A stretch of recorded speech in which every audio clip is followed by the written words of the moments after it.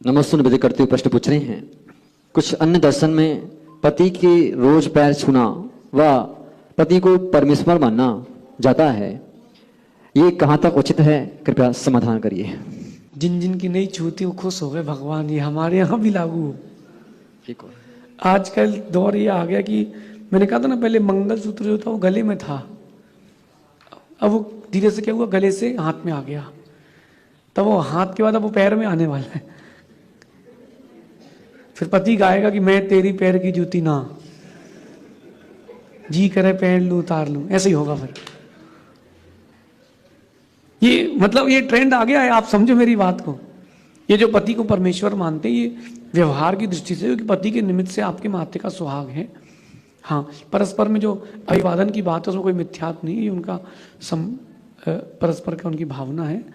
लेकिन ऐसा कोई नियम नहीं कि पैर पड़े ही, लेकिन ऐसा कोई नियम भी नहीं कि गला दबाएं ही। आप परस्पर में मिलकर रहें, एक दूसरे के प्रति प्रीति रखें, सद्भावना रखें, ये सबसे श्रेष्ठ है। बाकी जहाँ ऐसा मानते हैं कि करवा चौथ है कि चलनी में से चांद देख लेंगे तो उम्र बढ़ जाएगी। मुझसे कोटा में एक सज्जन ने पूछा था, राजकुमार जी ने, बोले अगर ऐसा करवा चौथ के व्रत से कुछ होता है या फिर ये आपके मंगाते हैं मनाते सुहाग दशमी, इससे उम्र बढ़ती है, 2-3 और उपवास करवाऊं क्या? मुझसे कुछ नहीं होता।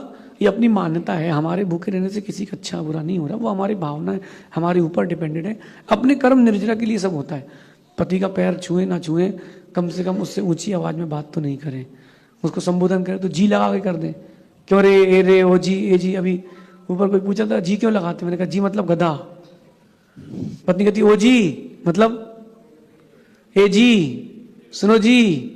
अब वो इज्जत रखती सबके सामने तो जी लगा के शॉर्ट फॉर्म कर देती, बाकी तो परस्पर में वर्तमान के इस वक्त में एक दूसरे के प्रति सौहार्द होना बड़ा कठिन है। व्यक्ति सोचता है कि हम ही सब कुछ हैं, हम ही सब कुछ हैं, बस वहीं से प्रॉब्लम चालू होती है। आप अकेले कुछ नहीं हैं, आप नहीं, हम सब कुछ हैं। अकेले अकेले रहेंगे तो अकेले रह जाएंगे। जीवन बहुत बड़ा है, तो अगर कोई पैर पड़ता है तो अच्छा है, नहीं भी पड़े तो भी कोई बाधा नहीं।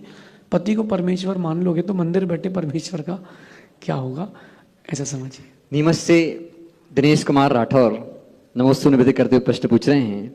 गुरुदेव, आप 24 घंटे हंसते मुस्कुराते नजर आते हो, तो रोए। आपको खुश देखकर ऐसा लगता है कि वाह क्या खूबसूरत जिंदगी है। आपको खुश देखकर हम बहुत खुश रहते हैं। इसी प्रकार हम भी ऐसा क्या करें कि हमसे भी लोग खुश रहें, जिस प्रकार हम खुश रहते हैं आपसे। तो जिज्ञासा यह है कि हम भी ऐसा क्या करें जिससे हमको भी देखकर लोग खुश रहें। ऐसा कोई मार्गदर्शन दीजिए, कृपया समाधान कीजिए। देखिए, वस्तु और व्यक्ति के प्रति जितनी कम आसक्ति होगी आप उतना खुश रहेंगे।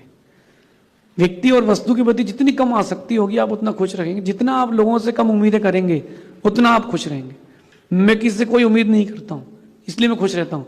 मुझे पता है कि मेरी जिंदगी में हर दिन एक नई कड़ी जुड़ेगी। हो सकता है पुरानी वाली भूल जाए तो भूल जाए। मेरे को भी जिन्होंने जन्म दिया उनको भी हम कहाँ याद करते हैं? तो इसको तो जन्म ही नहीं दिया ना, इससे जन्म लिया, तो कैसे याद करेगा? तो दुनिया परिवर्तन का दौर है, परिवर्तनशील दुनिया है, तो इसलिए खुश रहना है। मेरा मानना है कि जिसके जैसे बनना है उसके साथ रहना है।